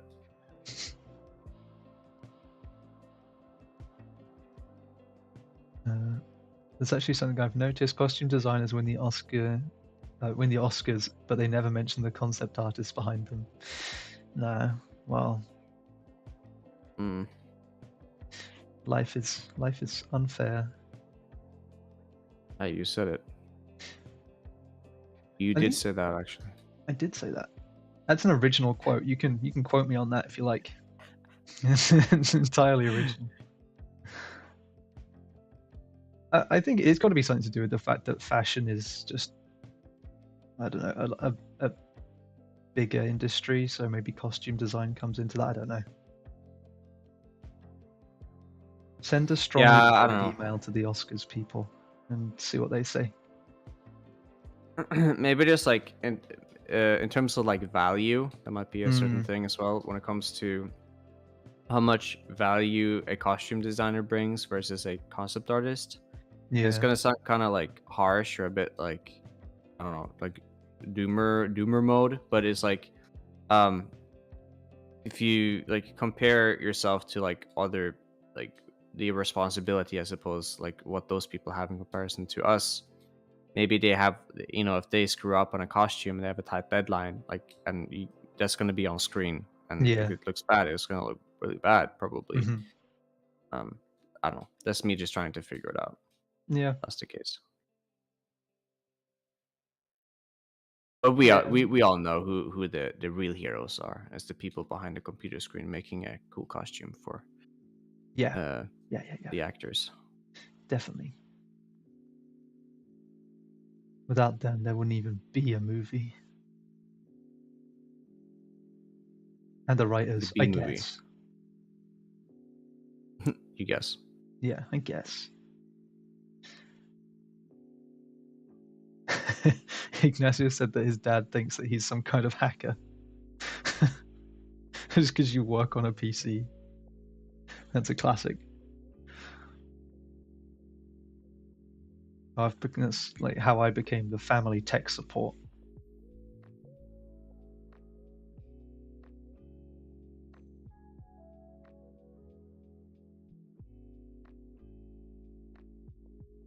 Oh, you can see those, yeah, those kind of grays.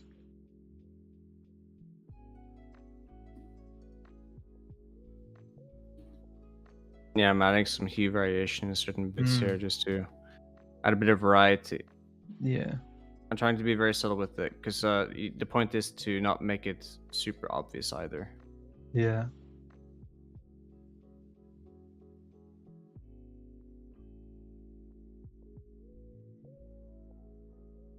Once you become the family's computer guy slash gal, you can never go back. It's true. You're stuck with it for life.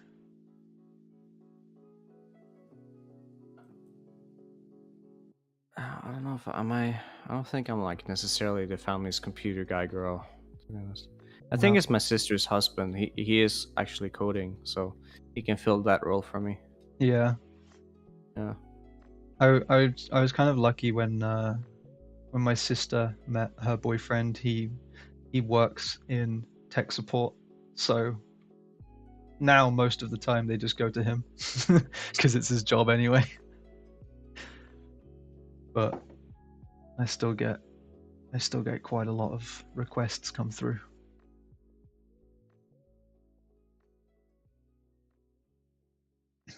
The classic of why can't I print anything off? Have you turned the printer on? It's a common one. Mm. I mean, my mom is like still my, like, the favorite when it comes to like helping her with the TV or something like that. Yeah. I don't know why, but my mom sent me a message, like a WhatsApp message, like asking me, like, what does this mean in English? I was like, Google Translate? Yeah, just It's like Google I didn't Translate. even I didn't even remember like what it was called in English either. It's like, what did you like? She wasn't like in the middle of a classroom and she asked me. I was like, she's a teacher, by the way, just for context. Oh man. Yeah. He's just in the middle of a class. She's like, hang on guys, I just gotta ask my Yeah. son if he knows what this is in English. Yeah. That's so It good. was a moment for sure.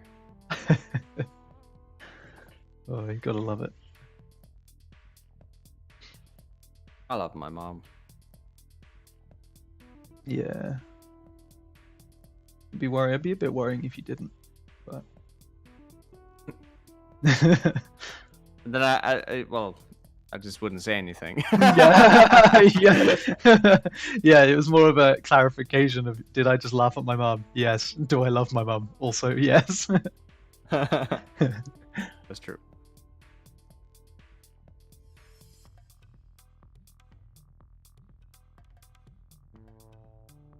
We could probably go for another like 10-15 minutes ish. Awesome. I was like earlier I was working a lot on the face, and the main reason for that is that the face is a focal point and I'm obsessed with Yeah. faces.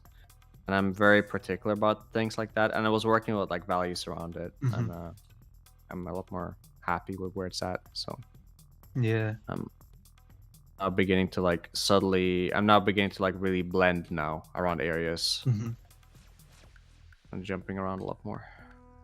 Yeah. You haven't really done much with her hands. Yeah. No, I have not. Yeah. Do you want me to? Well, no, it was more of an observation than anything else. It was like I was going to ask, so do you find that you often work from like do you often start with the face and then go to like the body, then the arms, and do your hands and feet last, or? I would say I have preferences, because Okay. I do work on the hand. Like I will move around the piece, and sometimes I work more in certain areas than others, and then I haven't touched in one area for a long time, and then Yeah. like I was like, now that you point that out, I was like, yeah, I can do that. I can't really see the hands very well here, but that's not Okay. really a big deal Yeah. because I can also use my imagination. Imagination. And it's in shadow, but I'm gonna keep this in the light here, actually. Okay. Because I'm an artiste and I can do that. What? Yeah. I don't know, man. I don't know, dude. That doesn't quite sound right, but okay, whatever. You do you. Yeah, I don't know. I'm just winging it. I have no idea what I'm doing. I've actually been winging it the whole time this Yeah. stream. In fact, all the like advice that was like improvisation. Yeah. And like, to be honest, shouldn't really be applying it. But yeah. Well, yeah, I mean, all of this was pre-recorded, right? So Yeah, like Yeah. I'm just pretending like I'm just working Yeah. on it right now. Yeah. I'm just watching a video. Yeah. Yeah.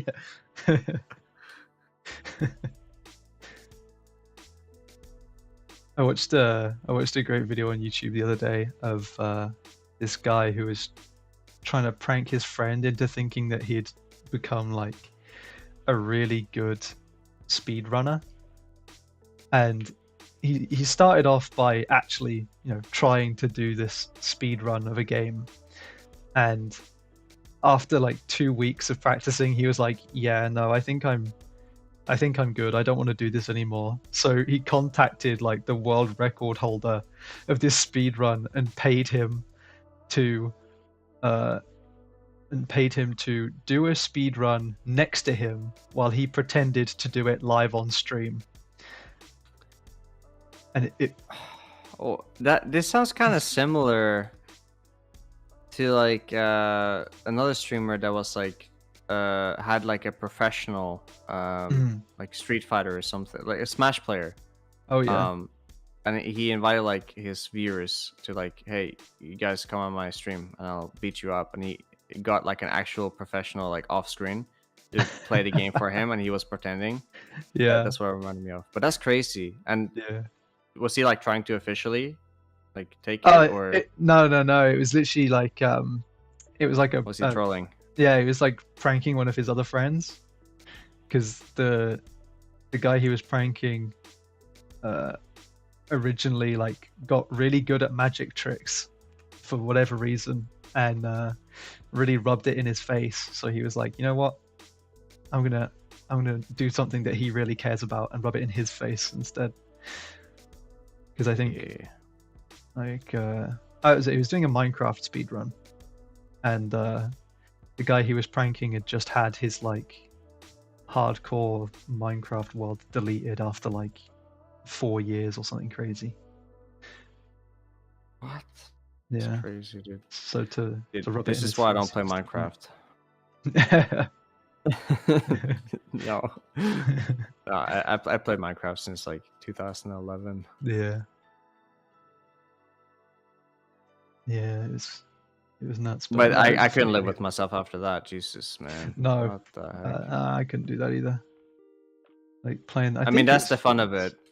Yeah. Imagine like the loss, the feeling of loss after losing. It must be like so like horrible, but slightly liberating at the same time. Well, it was like he lost. He died to the Ender Dragon. So to like the final boss of the game. What?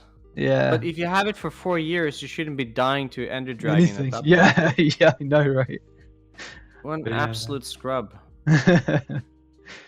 He deserved that one, actually. I take it all back. It's so sad. It's pathetic. Poor dude, he's crying in his sleep.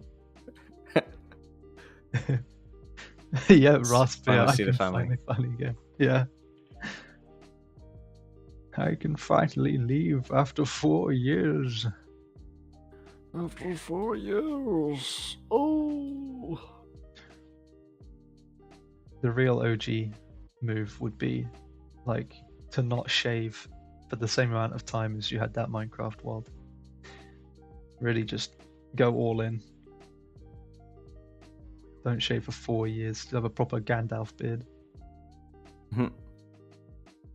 I'm currently growing out mine to see how well it fills out, because my biggest problem has been the sides. Like, it's been patched. Oh yeah. Not necessarily patchy, but it can still be a bit, like, in my opinion, a bit too. It's not so bad right now, like on camera, but when you look up close, it's, in my opinion, not the best.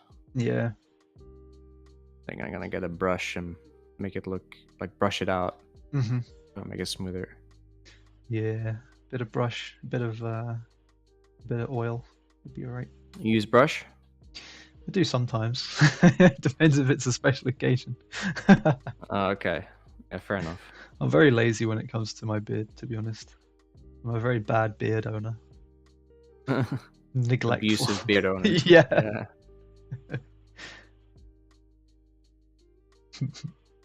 Be careful. One day we'll fall off and start barking. Yeah.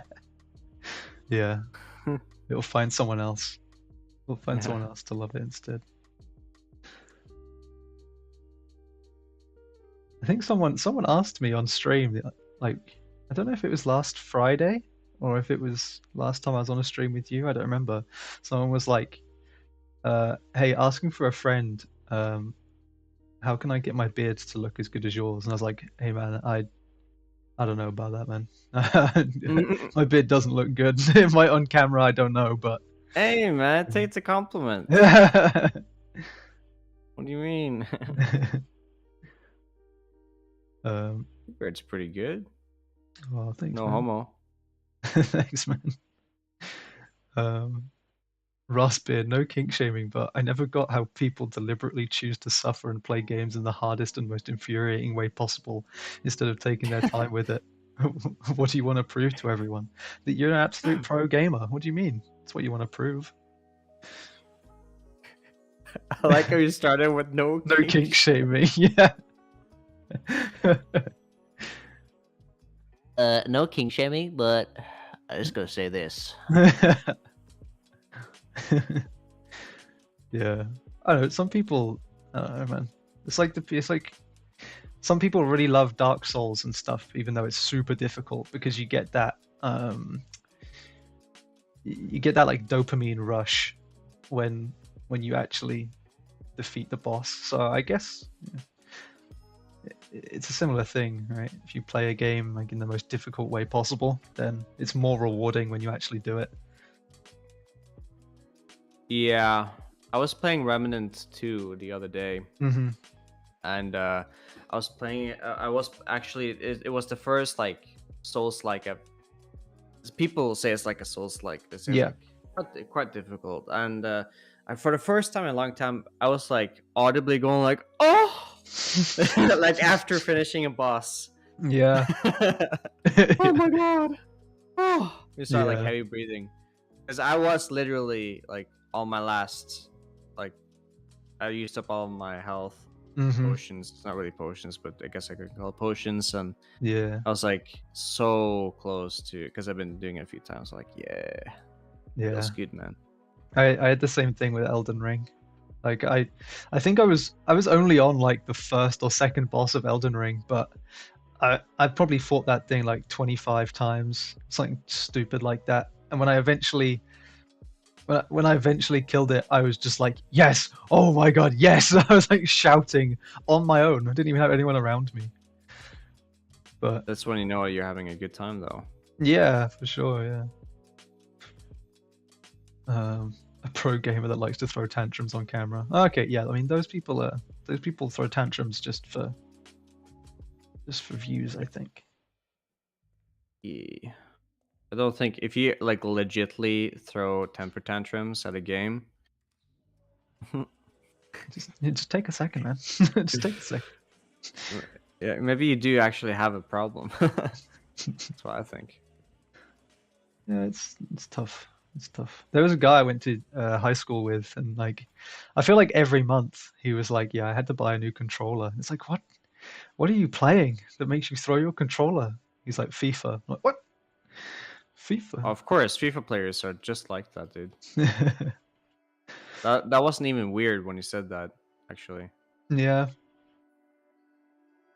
I guess. Yeah, I guess so. I don't know. It's just very strange. I don't think I've ever been in a situation where uh, I've been that frustrated at a game. You know?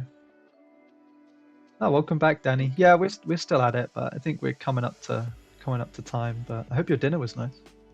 Yeah, literally in a minute. Literally. Yeah, literally.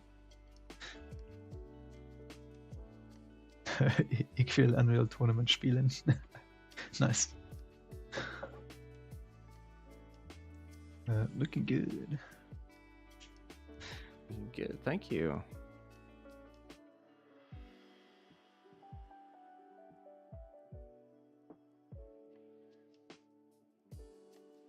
I'm glad you caught the final look. Yeah, man. Yeah, final. Final for the stream, I'd say. I'm adding a bit of like this fake chromatic aberration effect. I'm just painting in out the edges like that. Yeah.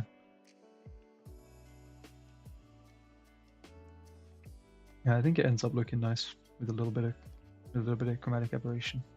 Let me do let me do one thing real quick before we end the stream. Just one little thing. Just one thing. Yeah, just one thing. Yeah, I'm really liking those buff orc ladies with flower crowns. So cute. Yeah, for sure. Oh yeah, you got him right. Oh yeah. Okay, let me. Where's it? I saved it somewhere. Am I tripping? You looking for a brush? Yes. Either it's at the bottom or it's like up here. Okay, I just didn't. Well, I actually have the texture, so it doesn't matter. Oh, you just have a polka dot texture. Yeah, I have a poke. Yeah, I do. Nice. Just as Danny is like, also, where are the polka dots at? They're coming.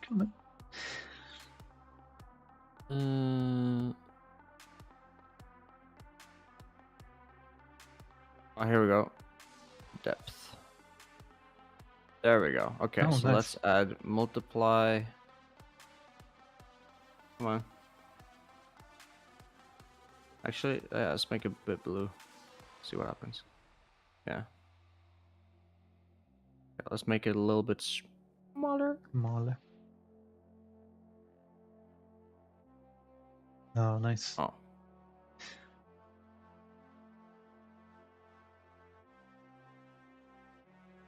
So it doesn't necessarily follow the form that accurately, but it has a bit of like a stylistic style to it, I guess.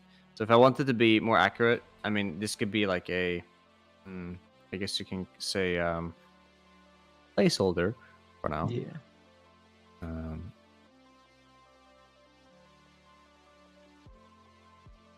let me add in maybe hue.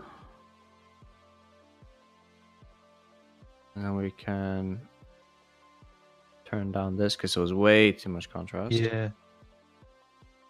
And there we go. Easy Beautiful. peasy, lemon squeezy. Okay. You think that's fine? Yeah. Call it quits. Stops. Yeah, I think so. All right. Yeah. How much longer would you spend to finish that up, do you think?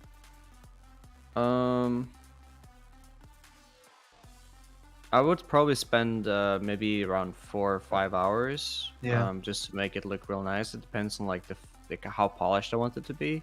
Yeah. But there's definitely some corrections I want to make around like to make it feel a bit more dynamic with the shapes. In between here, some subtle things. Yeah. Maybe change a few more things about the face because again, I'm very particular about those things. Yeah. And then maybe there's some new tricks I come along with that I want to apply. Yeah. So, and then I also have this one I want to work on. Oh yeah. But yeah, so this is where we were. Did I turn something off? Yeah. Yeah. This is where we were, and this is where we ended up. Oh yeah, that's nice. You can tell so much in the face. Yeah, you can tell all that time you spent on the face already pulled through. Yeah, so it's a lot. Our Rustbeer said her face is so full of life. Yeah, it is. She's really having a good time. She's just been back from pillaging. She's just feeling great. Yeah, she feels pretty good about it. Yeah. So there you go, folks. I hope you learned something new. I hope that you enjoyed watching this study session, the stream. I hope you enjoyed the banter that we had along the way too. Yeah, it's always nice. It's nice and chilled out. Yeah, for me, it's the first day of the week. We had a bank holiday yesterday, so. Oh, sweet. Yeah, so it's a nice way to start the week. But yeah, thank you, Matt, for coming along and doing this again. I know it was fairly short notice doing it a week after the last one, but I appreciate it. Hey, you asked me politely. I did. And I said yes. Yeah, you did. It's my responsibility at that point. Yeah. And oh, sorry, something's in my throat. Thanks everyone for watching as well. Blue to Peter, is your first Moon Colony stream? Oh, well, welcome. We're here pretty much every Wednesday, normally Wednesday and Thursdays. Today is an exception. We're here on a Tuesday, but if you're not in the Discord, join. We've got all of our upcoming streams listed in there, so you can see them all there. But thank you everyone else for watching. We'll be back tomorrow. I'll be in the office tomorrow for a portfolio review stream with Emra, who is the founder and creative director of Moon Colony. Lovely man. So come along to that, and you'll see some portfolio reviews. And even if it's not yours being looked at, it'll still be helpful for you. I swear. Of course. Yeah. We have a voice chat in the Discord too, as Christina said. So come along to that. But we will see if there's anybody about to raid. So I will end the stream here, but stick around for a raid, and we'll speak to you guys tomorrow. So see you later, everybody. Bye. Bye. Thank you so much.